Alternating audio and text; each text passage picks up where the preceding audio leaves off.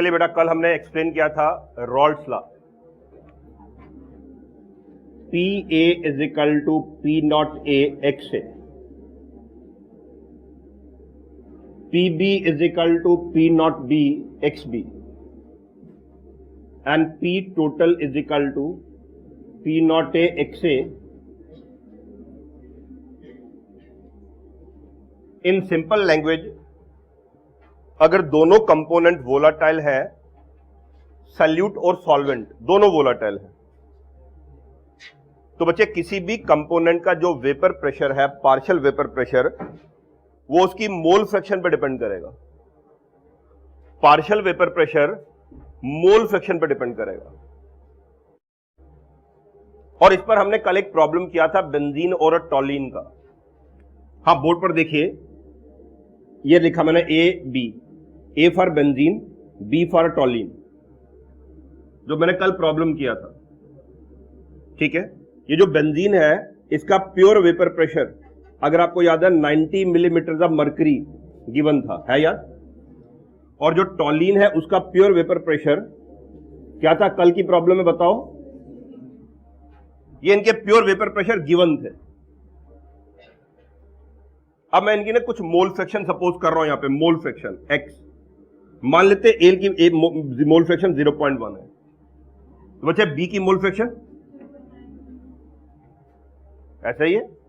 इसकी mole fraction 0.2 है तो इसकी 0.8 आ जाएगी, 0.3 है तो 0.7 आ जाएगी, 0.4 है तो 0.6 हो जाएगी, 0.5 है तो ये भी 0। कल की प्रॉब्लम में बेंजीन की मोल फ्रैक्शन 0.5 और टॉलीन की मोल फ्रैक्शन भी 0.5 गिवन थी। बोलो, है प्रॉब्लम में याद? मैं अलग अलग केसेस सपोज कर रहा हूं, 0.6 तो 0.4 हो जाएगा, 0.7 तो 0.3 हो जाएगा, 0.8 तो 0.2 एंड सो ऑन। अगर ये 1 है तो ये 0 हो जाएगा। 1 0 भी लास्ट में समझ आ गया? देखो, अगर बेंजीन की मोल फ्रैक्शन 1 है, इसका मतलब बेंजीन 100% प्योर स्टेट में है ना, और टॉलीन उस सॉल्यूशन में टॉलीन है ही नहीं। ठीक है, और ऊपर लिखता हूं, अगर ये 0.0 है तो 1.0 ही आ जाएगी। ठीक है, अब बच्चे अगर मैं इनका वेपर प्रेशर लिखूं P नॉट A और साथ में लिखूं P नॉट B, हाँ बोर्ड पर देखना, रॉल्ट्स लॉ क्लियर हो जाए। बोलो, ये क्या? 90। अगर मैं 0 से मल्टीप्लाई करूं, ये 0 और ये 60। बच्चे पहला पॉइंट सोचना सारे के सारे, ये फार्मूला लगा के बोलो P नॉट A कितना है यहां पे? 90। Mole fraction 0, 90 into 0 0। वो है ही नहीं कंपोनेंट, तो बेंजीन है ही नहीं, तो उसका वेपर प्रेशर कहां से होएगा? इसका प्योर वेपर प्रेशर कितना है? 60। 60 इंटू 1 ऐड करो, टोटल प्रेशर कितना हो गया? 0 और 60 को ऐड करो ना।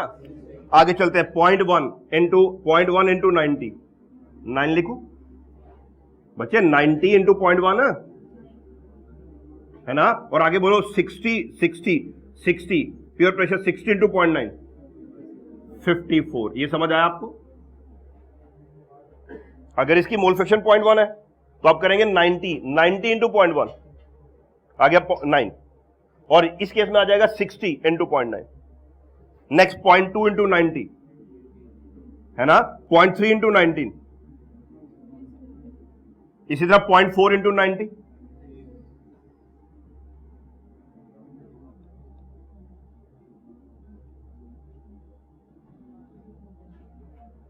कंपोनेंट ए का पार्शियल प्रेशर अलग अलग सिचुएशन में मेंशन कर रहा हूं। इसी तरह component B 60 into 1 60, 6 into 9 54, 6 into 0.8 48 है ना, 6 into 0.7 42, again 60 into 0.6 36, 60 into 0.5 30 24, 60 into 4 आ गया, 60 इंटू 0.3 18, 60 इंटू 0.2 12, 6 और 0। देखो क्या हो रहा है, इधर बताओ, यहां देखकर बोलो, ए की मोल फ्रैक्शन आहिस्ता आहिस्ता बढ़ रही है, कम हो रही है? बढ़ रही है, तो ए का पार्शियल प्रेशर वो भी बढ़ रहा है, डायरेक्टली प्रोपोर्शन। बी की मोल फ्रैक्शन आहिस्ता आहिस्ता कम हो रही है, बी का पार्शियल वेपर प्रेशर भी कम हो रहा है। और अगर आपसे कहा जाए ये आइडियल सॉल्यूशन है। और बताओ टोटल प्रेशर कितना है, आप दोनों को ऐड करेंगे। यहां पे टोटल 60 है, यहां पे 54 एंड 9 63 है, यहां पे 6 एंड सो ऑन। ठीक है ना, ऐड करने पर टोटल प्रेशर आ जाएगा। अब बेटा ये जो मैंने लिखा, ये जो मैंने डाटा नोट किया, मैं इसका ना ग्राफ बनाऊंगा, इंपॉर्टेंट है ग्राफ। आप देखिए बोर्ड पर, मोल फ्रैक्शन। चलिए यहां देखिए,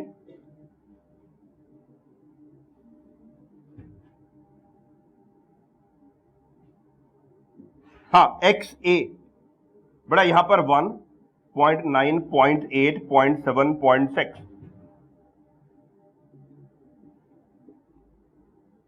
हाँ बोर्ड पर देख के बताओ एक्स ए समझ आ गया आपको? बोलो एक्स ए की मोल फ्रैक्शन यहां कितनी है? 1। ठीक है ना, 1। उसके बाद कम कर रहा हूं 0.9, 0.8, 0.7, 0.6, 0.5 समझ आ गया। और यहीं पे प्लॉट कर रहा हूं एक्स बी 0, 0.1, 0.2, 0.3, 0.4, 0.5, 0.6, 0.7, 0.8, 0.9 और 1। बेटा ये पार्ट भी बताओ, एक ही ग्राफ के ऊपर ए और बी दोनों की मोल फ्रैक्शन प्लॉट कर रहा हूं। बताओ यहां देखकर ए की मोल फ्रैक्शन आहिस्ता आहिस्ता कम हो रही है, कम हो रही है, और बी की मोल फ्रैक्शन, और किसी भी पॉइंट पर देखो दोनों की मोल फ्रैक्शन का सम 1 होगा। 0.9 एंड 0.1 सम बोलो, 0.8 एंड 0.2, 0.7 एंड 0.3, 0.6। समझ आ गया आपको? एक की मोल फ्रैक्शन बढ़ेगी तो दूसरे की mole fraction X A plus X B for binary solution is 1। ठीक है, इस तरह वेपर प्रेशर प्लॉट करता हूं मैं।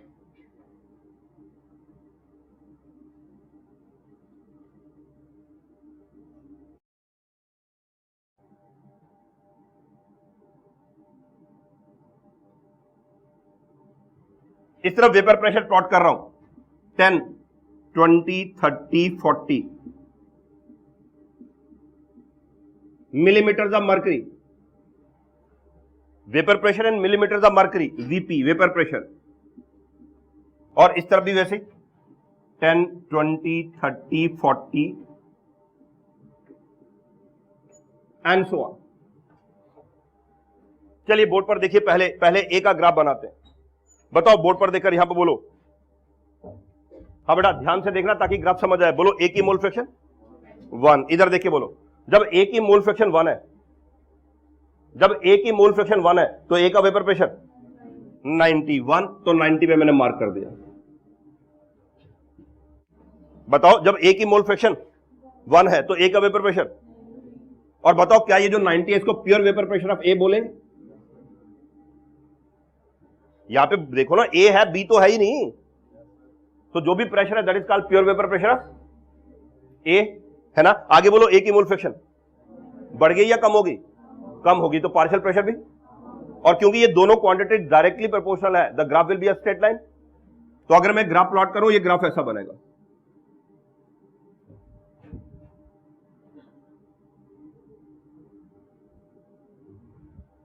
It will be a straight line. मतलब जैसे जैसे मोल फ्रैक्शन ए की कम हो रही है, ए का पार्शियल प्रेशर कम होता जा रहा है। बड़ा बताओ ये जो ग्राफ है, ये लाइन, ये क्या शो कर रही है? बोलो पार्शियल वेपर प्रेशर ऑफ ए। बोलो यहां ए का वेपर मोल फ्रैक्शन 0, तो ए का पार्शियल प्रेशर वो भी 0 आ रहा है। ए की मोल फ्रैक्शन बढ़ रही है, ए का पार्शियल प्रेशर भी बढ़ता जा रहा है। बताओ यहां बी की मोल फ्रैक्शन कितनी है? 0, तो पार्शियल प्रेशर 0, है ना। और यहां बी की मोल फ्रैक्शन कितनी है? बच्चे 0.60 पे मार्क कर रहा हूं। ये मैंने 60 पे क्यों मार्क किया, समझ आया आपको? क्योंकि जब ए बी जो है बी की मोल फ्रैक्शन जब 1 है तो बी का पार्शियल प्रेशर 60 है। ठीक है, this is called P naught B. और आप बताओ ये जो लाइन है, this line represents what? Partial vapour pressure of B at different composition. Okay, partial vapour pressure of A, partial vapour pressure B. अब अगर आपसे कहा जाए टोटल प्रेशर कितना है, तो दोनों को ऐड करना, पी ए प्लस, आप क्या करेंगे, ये और ये लाइन ज्वाइन करिए। ये लाइन ज्वाइन करने से जो स्ट्रेट लाइन बन रही है that will give you P total, that is P A plus P B. This is partial vapour pressure of A, P A, that is equal to P naught A X A, and this is P B which is P naught B X B, and this is graph for ideal solution. कर लीजिए अपनी copy पर draw, ये graph ideal solution के लिए रहेगा। 3 straight line है इसमें, this is for partial vapor pressure of A, this is partial vapor pressure of B, and this is for total vapor pressure. of the solution when the solution is ideal. बड़ा Rawls law का second part, when only solvent is volatile and solute is non volatile. ये हम colligative property में पढ़ चुके, just mention करूंगा मैं यहां पे, delta P upon P naught A is equal to XB. This is Raoult's law when only solvent is volatile. ये तो हमने कॉलिगेटिव प्रॉपर्टी में पढ़ा.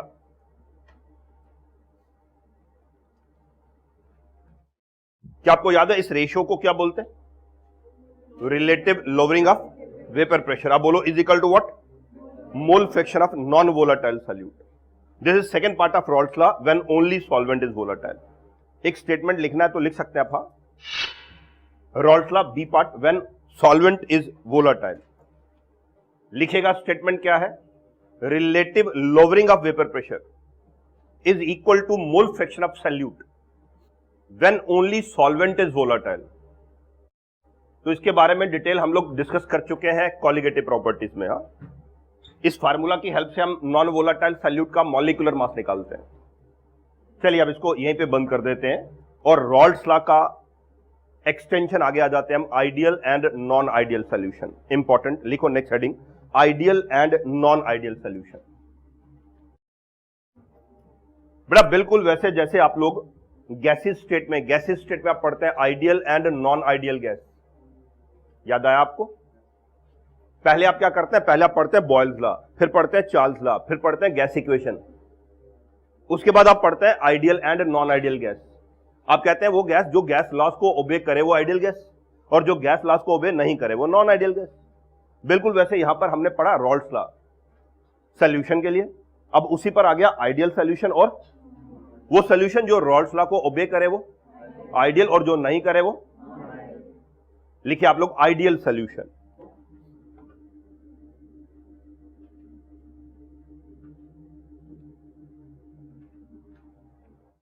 बड़ी शॉर्ट सी बात करूंगा आपके साथ में ताकि आपका पॉइंट क्लियर हो जाए. मेरी तरफ देखो, आप बताओ इस तरफ देखकर. रॉल्ट लॉ, दोनों कंपोनेंट वोलाटाइल. रॉल्ट लॉ क्या कहता है? पार्शियल वेपर प्रेशर, ध्यान से देखना, एक पॉइंट से सारा कॉन्सेप्ट क्लियर होगा. पार्शियल वेपर प्रेशर किस पे डिपेंड करता है? Mole fraction, amount, quantity. Mole fraction concentration है ना. बोलो बच्चे, पार्शियल वेपर प्रेशर सॉल्यूशन में किस पे डिपेंड करता है? अमाउंट पे, कंसंट्रेशन पे, मोल फ्रैक्शन पे. आप बताओ अपना ओपिनियन इस तरफ देखकर.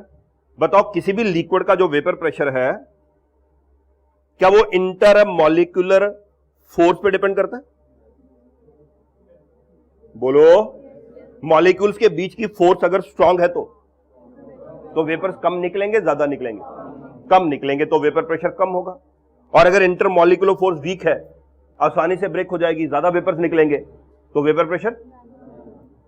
रॉल्ट, प्लीज बच्चे, रॉल्ट कहता है पार्शियल वेपर प्रेशर कॉन्सेंट्रेशन पे डिपेंड करता है, लेकिन हमारा दिमाग ये कहता है जो वेपर प्रेशर है किसी भी लिक्विड का वो इंटर मॉलिक्यूलर फोर्स पर भी डिपेंड करता है.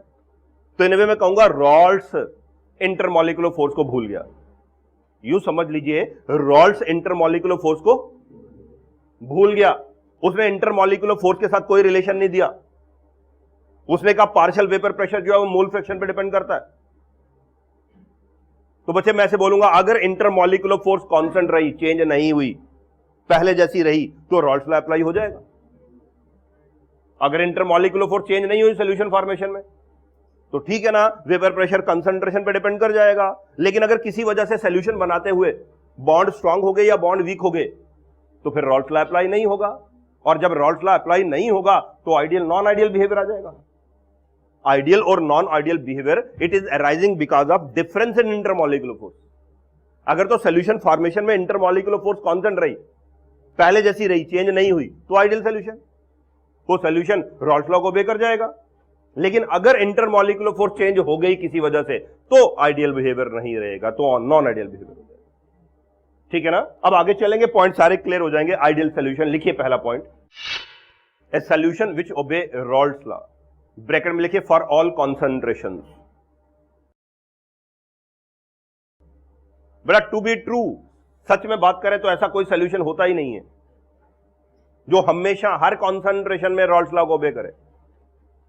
मैंने ये भी नहीं कहा कि सॉल्यूशन रॉल्स लॉ को ओबे नहीं करते। बच्चे सॉल्यूशन रॉल्स लॉ को ओबे करते हैं किसी खास कॉन्सेंट्रेशन में, जब वो डाइल्यूट सॉल्यूशन होते हैं। तो क्या ये बेटर नहीं है मैं वर्ड यूज करूं ideal behaviour instead of ideal solution? Solution ideal होता है या सॉल्यूशन का बिहेवियर आइडियल होता है? सॉल्यूशन आइडियल हो ही नहीं सकता। किसी कंसंट्रेशन पर वो आइडियल होगा, किसी और कंसंट्रेशन पर नॉन आइडियल हो जाएगा। हाँ, मैं ये कहूंगा किसी खास कंसंट्रेशन में वो आइडियल बिहेवियर शो कर सकता है। तो इन्हें व्हाट इज आइडियल सॉल्यूशन? वो सॉल्यूशन जो रॉल्स लॉ को ओबे कर रहा है, गिवन कंसंट्रेशन पर रॉल्स लॉ को ओबे कर रहा है। सेकंड पॉइंट लिखो, in which vapour pressure observed is equal to vapour pressure calculated. देखो ऐसे लिखा मैंने बोर्ड पर, vapour pressure observed is equal to vapour pressure calculated. फिर लिख रहा हूं vapour pressure observed P naught A x A plus P naught B x B. बच्चे vapour pressure calculated by Raoult's law, वो तो यही आएगा ना। कैलकुलेटेड की जगह मैंने ये लिख दिया वेपर प्रेशर ऑब्जर्व्ड, जो हमने देखा और जो रॉल्स लॉ से कैलकुलेट किया बराबर आ रहा है। अगर ऐसा होगा तो सॉल्यूशन आइडियल होगा, जिसमें component A PA is equal to P naught A x A, component B that is P naught B x B. Component A Raoult's law को ओबे कर रहा है, कंपोनेंट B रॉल्स लॉ को obey कर रहा है, और जो सॉल्यूशन है वो भी रॉल्स लॉ को ओबे कर रहा है। आपने सारे पॉइंट्स लिखने हैं। क्वेश्चन आ जाएगा, बताओ which of the following is the characteristic of ideal solution. चलिए समझिए, इस तरफ देखकर ध्यान से देखना। सपोज मेरे पास ये दो सॉल्वेंट है, दो लिक्विड्स हैं A और B। बच्चे बोर्ड पर देखो एग्जांपल। ए का जो वेपर प्रेशर मान लेते हैं 100 मिलीमीटर ऑफ मर्करी है, बी का vapour pressure 50 millimetre of mercury है। बताओ किसका वेपर प्रेशर ज्यादा? बोलो, बताओ कौन ज्यादा वोलाटाइल है? जिसके ज्यादा। बताओ किसकी इंटरमॉलिक्यूलर फोर्स ज्यादा स्ट्रांग है? समझ आ गया? इसकी फोर्स ज्यादा स्ट्रांग है तभी वेपर प्रेशर कम है। अब मैंने क्या किया, दोनों को मिक्स किया, बना दिया solution 1 mole A plus 1 mole B, दोनों को मिक्स कर दिया, ये बन गया AB। अब मैंने इसका वेपर प्रेशर ने चेक किया, वेपर प्रेशर ऑब्जर्व्ड। आप कहेंगे चेक कैसे किया? मैंने बैरोमीटर लगा दिया। बैरोमीटर से किसी लिक्विड के वेपर्स का प्रेशर मेजर करते हैं ना। मैंने इसका वेपर प्रेशर मेजर किया बाय बैरोमीटर, वो आ गया 75 मिलीमीटर ऑफ मर्करी। ये क्या वेपर प्रेशर क्या है? कैसे ऑब्जर्व किया? एक्सपेरिमेंटली। अब मैं इसका वेपर प्रेशर कैलकुलेट करता हूं, P naught A x A plus P naught B x B. आप बताना बोर्ड पर देखकर, कैलकुलेट ऐसा ही करूंगा मैं रॉल्स लॉ यूज करके। बताओ P नॉट A कितना है? 100 इनटू, ध्यान से बताओ A की मोल फ्रैक्शन कितनी है? ना ये तो मोल्स है। मोल फ्रैक्शन होती है number of moles divided by total moles, 1/2। Okay, plus 50 into 1/2, 50 plus 25। बोलो बच्चे कितना आ गया? आप बताओ ऑब्जर्व वेपर प्रेशर और कैलकुलेटेड वेपर प्रेशर सेम आ रहे हैं या डिफरेंट आ रहे हैं? इसका मतलब ये सॉल्यूशन रॉल्स लॉ को, जितना वेपर प्रेशर मैंने चेक किया और जितना रॉल्स लॉ ने प्रोड्यूस किया, प्रेडिक्ट किया, दोनों सेम आ रहे हैं। अगर ऐसा हुआ तो सॉल्यूशन आइडियल होगा, लेकिन ज्यादातर केसेस में ऐसा होता नहीं है। ये जो आपने वेपर प्रेशर ऑब्जर्व किया ना, ये 75 से या तो ज्यादा हो जाएगा या कम हो जाएगा। लेकिन मान लो ना ये ज्यादा हुआ ना ये कम हुआ, जितना रॉल्स लॉ ने प्रेडिक्ट किया एक्सपेरिमेंटली भी उतना आ गया। अगर ऐसा होगा तो सॉल्यूशन क्या होगा? बताओ vapour pressure observed is equal to vapour pressure calculated. बात सही तरह से समझ आ गई? ऑब्जर्व कैसे किया? एक्सपेरिमेंटली। और कैलकुलेट कैसे किया? रॉल्स लॉ से। दोनों सेम आ रहे हैं। इट मींस ये सॉल्यूशन रॉल्स लॉ को ओबे कर रहा है और आइडियल है ना। अभी आपने मुझे बताया वेपर प्रेशर, मेरी तरफ देखो, इंटरमॉलिक्यूलर। बच्चे ये जो है ना, ये मान लेते हैं इसमें इंटरमॉलिक्यूलर फोर्स है AA। बोलो कौन सी? नेक्स्ट में बोलो, जब दोनों मिक्स करके सॉल्यूशन बनाएंगे तो फोर्स, मैं सपोज करता हूं AA फोर्स 10 यूनिट है और BB फोर्स 20 यूनिट है। यूनिट कुछ भी ले लो आप। बोलो AA फोर्स कितनी सपोज की मैंने और BB फोर्स, बताओ कौन सी इंटरमॉलिक्यूलर फोर्स स्ट्रांग है? BB स्ट्रांग है तभी तो उसका वेपर प्रेशर कम है। अब बताओ 10 और 20 का एवरेज निकालो तो, अगर AB फोर्स बचे एग्जैक्टली 15 है, इन दोनों की exactly average AB force exactly 15 है, तो मैं कहूंगा सॉल्यूशन आइडियल है। अच्छा बताओ आप लोग, मिक्स करने से पहले टोटल फोर्स कितनी है इंटरमॉलिक्यूलर फोर्स, और मिक्स करने के बाद टोटल इंटरमॉलिक्यूलर फोर्स? समझ आ गया? ना तो कोई बॉन्ड वीक हुआ ना कोई बॉन्ड स्ट्रांग हुआ, पुरानी फोर्सेस ने एडजस्ट किया और नए मॉलिक्यूल बना लिए, नए बॉन्ड बना लिए। ठीक है ना? जो प्रोडक्ट है, जो सोल्यूशन है, उसके जो बॉन्ड है वो रिएक्टेंट के बॉन्ड के एवरेज आ रहे हैं, ना कोई पुराना बॉन्ड डिसअपियर हुआ ना कोई नया बॉन्ड अपीयर हुआ, ऑलरेडी एग्जिस्टिंग फोर्सेस ने रीएडजस्ट करके सोल्यूशन बना लिया। लेकिन बच्चे ऐसा होता नहीं है जनरली। जनरली क्या होता है, मिक्स करने पर बॉन्ड या तो स्ट्रांग हो जाता है, बॉन्ड या तो वीक हो जाता है। लेकिन मान लो बॉन्ड ना स्ट्रांग हुआ ना वीक हुआ, एवरेज रहा, तो मैं कहूंगा सोल्यूशन आइडियल। क्या होता है आइडियल सोल्यूशन? जिसमें A B force is exactly average of A and, लिख लो next point, unlike molecular interaction is exactly average of like molecular interaction. बोलो ये लाइन सबको समझ आ गई? बच्चे क्या लिखा आपने? अनलाइक, अनलाइक मतलब A B, unlike molecular interaction is exactly average of, बोलो लाइक मॉलिक्यूलर इंटरेक्शन, तो सोल्यूशन आइडियल होगा। बेटा A B force, A B force इधर देखो, सपोज बेटा जब आपने सोल्यूशन बनाया, मिक्स किया, मान लो फोर्स पहले से, बच्चे इधर देखना ध्यान से, मान लो फोर्स जो है ना पहले से स्ट्रांग हो गई, बॉन्ड स्ट्रांग हो गया। ये जो ए बी बॉन्ड है ना, बोलो पहले से, सोच के बताओ, जब बॉन्ड स्ट्रांग हो जाएगा तो हीट लिबरेट होगी या एब्जॉर्ब होगी? शाबाश, बॉन्ड स्ट्रांग हो गया, अट्रैक्शन बढ़ गई तो हीट लिबरेट होगी, और अगर बॉन्ड वीक हो गया तो हीट, क्या मैं कहूं आइडियल सॉल्यूशन की फॉर्मेशन में ना हीट लिबरेट होगी ना हीट एब्जॉर्ब होगी? बताओ, लेबोरेटरी में आप सबने किया होगा ये एक्सपेरिमेंट तो जरूर किया होगा, पानी और एसिड को मिक्स किया होगा कई बार। बताओ, जब पानी और एसिड को मिक्स करते हैं तो बीकर गर्म हो जाता है ठंडा हो जाता है? क्यों गर्म हो जाता है? इसका मतलब वो आइडियल सॉल्यूशन नहीं है। हीट जो लिबरेट हुई है ना, सॉल्यूशन फॉर्मेशन में हीट लिबरेट हुई तो आइडियल नहीं है, हीट एब्जॉर्ब हुई तो आइडियल नहीं है। सॉल्यूशन आइडियल तब होगा अगर मिक्स करने पर ना हीट लिबरेट हो ना, और देखना इधर, मान लो ए बी फोर्स स्ट्रांग हो गई, बच्चे अट्रैक्शन बढ़ गई।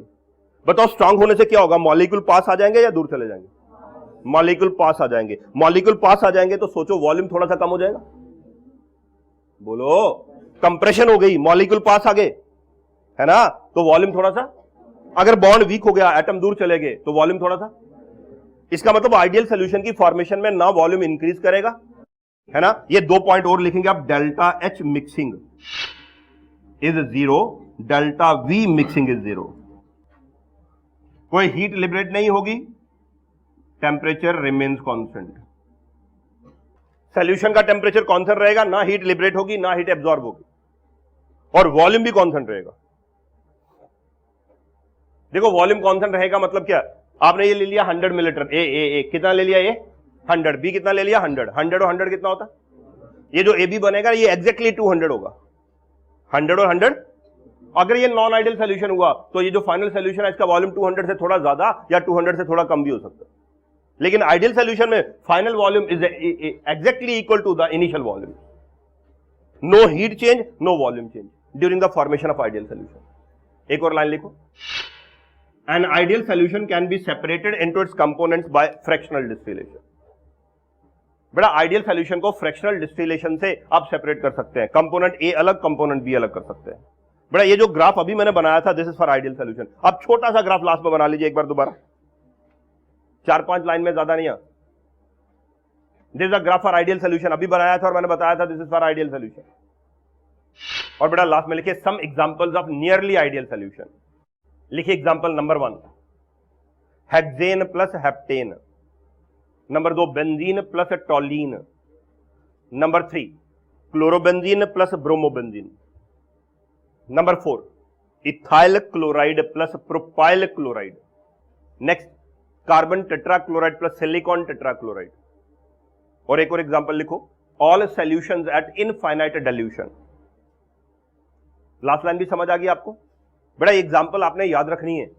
इधर देखो, कोई भी बुक देख लो, बुक में कोई और एग्जांपल है तो वो भी नोट कर लो, एग्जांपल याद होनी चाहिए। मैं क्वेश्चन बोल रहा हूं, कैसे क्वेश्चन मिलेंगे बुक में आपको, सुनो। Number 1, which are the following is nearly an ideal solution, आपको याद रखने हैं। नंबर 2, मेरी तरफ देखो, मैंने बेंजीन और टॉलिन को मिक्स किया, बताओ हीट लिबरेट होगी, हीट एब्जॉर्ब होगी या हीट चेंज 0 होगा? आपको पता होगा कि आइडियल सॉल्यूशन है तभी आप बता पाएंगे। मैंने 100 मिलीलीटर हेक्सेन लिया और 100 मिलीलीटर हेप्टेन लिया, आपने बताना सॉल्यूशन का वॉल्यूम कितना होगा, 200 होगा, स्लाइटली लेस देन 200 होगा, स्लाइटली ग्रेटर देन 200 होगा। समझ आ गया आपको? तो जब तक आपको पता ही नहीं होगा ये आइडियल है या नॉन आइडियल, आप ये बता नहीं पाएंगे सारे पॉइंट। नेक्स्ट हेडिंग लिखो, non ideal solution. A solution which do not obey Raoult's law.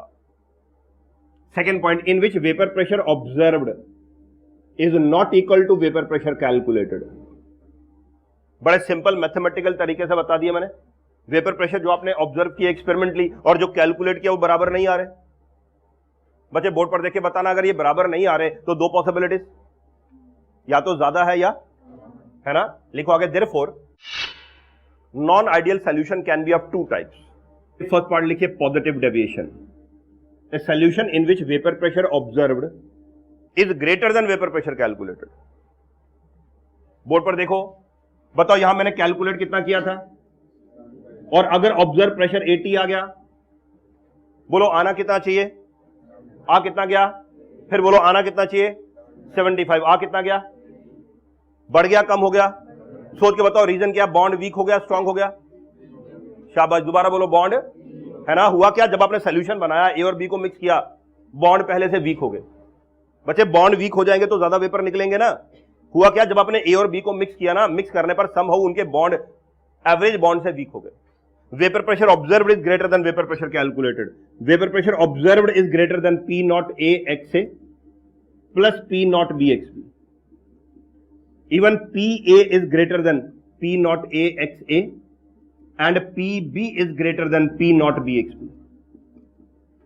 ना तो कंपोनेंट A रॉल्ड लॉ को ओबे कर रहा, ना कंपोनेंट B रॉल्ड लॉ को ओबे कर रहा, दोनों का ऑब्जर्व प्रेशर बढ़ गया।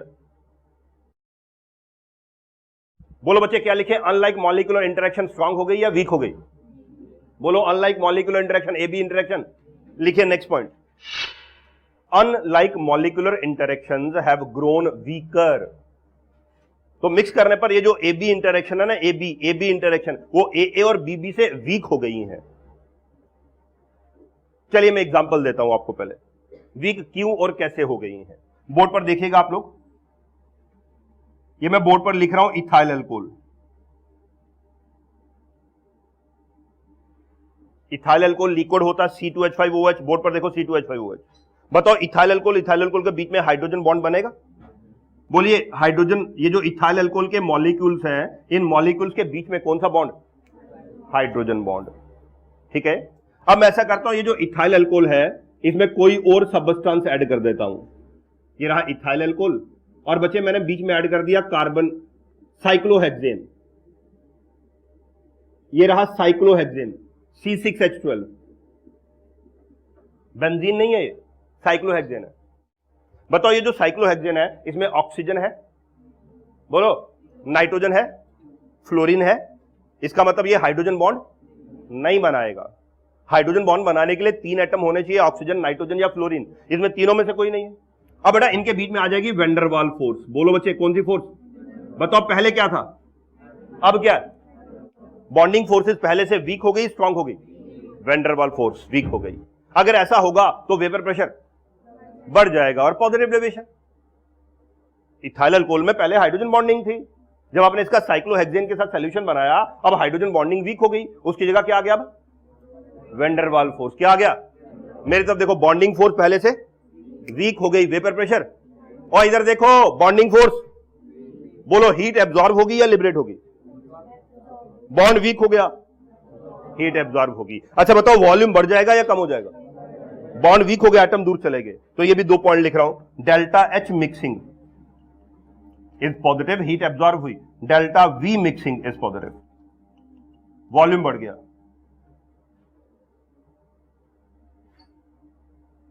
हीट एब्जॉर्ब होगी जब ये सॉल्यूशन बनेगा। तो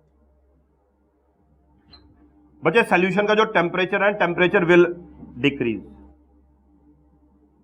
इसके बारे में सोचना। हीट एब्जॉर्ब होगी, टेम्परेचर कम क्यों हो जाएगा। इधर देखो बेटा, मैं तो हीट कर नहीं रहा हूं, इधर देखो ये मैंने लिया A, इसका टेम्परेचर 25 डिग्री सेल्सियस, B इसका टेम्परेचर भी 25। जब मैंने दोनों को मिक्स किया क्या बन गया, AB। जब AB बना तो इसको हीट एब्जॉर्ब करनी है। वो कहां से हीट एब्जॉर्ब करेगा, मैं तो हीट कर नहीं रहा हूं बेटा, वो क्या करेगा, अपने ही कंटेंट में से हीट एब्जॉर्ब करेगा। जब वो अपने कंटेंट में से हीट एब्जॉर्ब करेगा तो उसका टेम्परेचर कम हो जाएगा। जैसे बिल्कुल जैसे घड़े का पानी ठंडा हो जाता है, जब घड़े में से पानी इवेपोरेट करता है, वो घड़े के पानी के बीच में से हीट एब्जॉर्ब करता है, और हीट एब्जॉर्ब करने की वजह से पानी का टेम्परेचर लो हो जाता है। यहां भी वैसे ही होगा, हीट एब्जॉर्ब हुई, कहां से एब्जॉर्ब हुई? अपने ही कंटेंट में से, जिसे वो जो सोल्यूशन बनेगा उसका टेम्परेचर कम हो जाएगा। Delta H mixing is positive, delta V mixing is positive. एक और लाइन लिखो आगे, such solution can not be separated by fractional distillation because it forms an azeotropic mixture.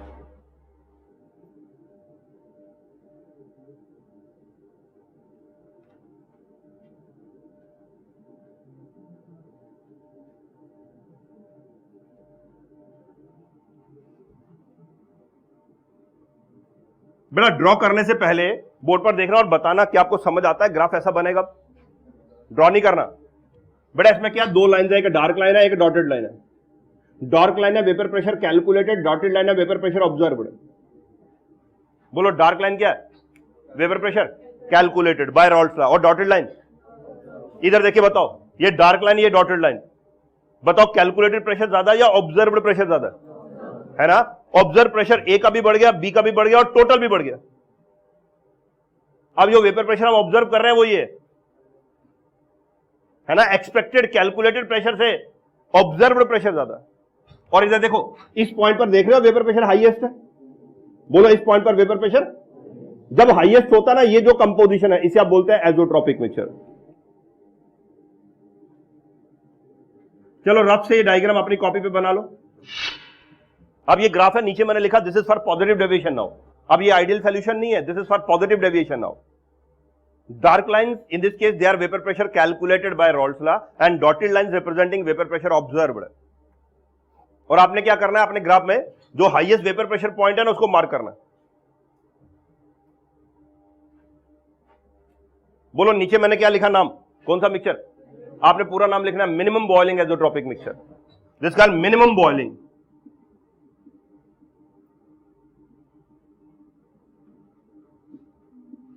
ये जो मिक्सचर बनेगा this is called minimum boiling azeotropic mixture. आप बताएंगे नाम इसका मिनिमम बॉइलिंग क्यों? आप बताओ ना, वेपर प्रेशर इसका हाईएस्ट है तो बॉइलिंग पॉइंट लोएस्ट होगा। अभी मैंने 2 लेक्चर पहले वेपर प्रेशर और बॉइलिंग पॉइंट का रिलेशन बताया। जिसका वेपर प्रेशर ज्यादा होता है वो जल्दी बॉइल कर जाता है, ठीक है ना? तो यहां पे बोलो वेपर प्रेशर क्या है? हाईएस्ट, तो बॉइलिंग पॉइंट लोएस्ट हो जाएगा। That's why this mixture is called minimum boiling azeotropic. लिखो आगे some examples of positive deviation. चलिए number 1 ethyl alcohol plus cyclohexane. Number 2 फिर लिख रहा हूं वही ethyl alcohol and carbon tetrachloride, even ethyl alcohol and methyl alcohol, ethyl alcohol and water, benzene and carbon tetrachloride, toluene C7H8 and carbon tetrachloride, acetone plus carbon disulphide and one more से pyridine plus carbon tetrachloride.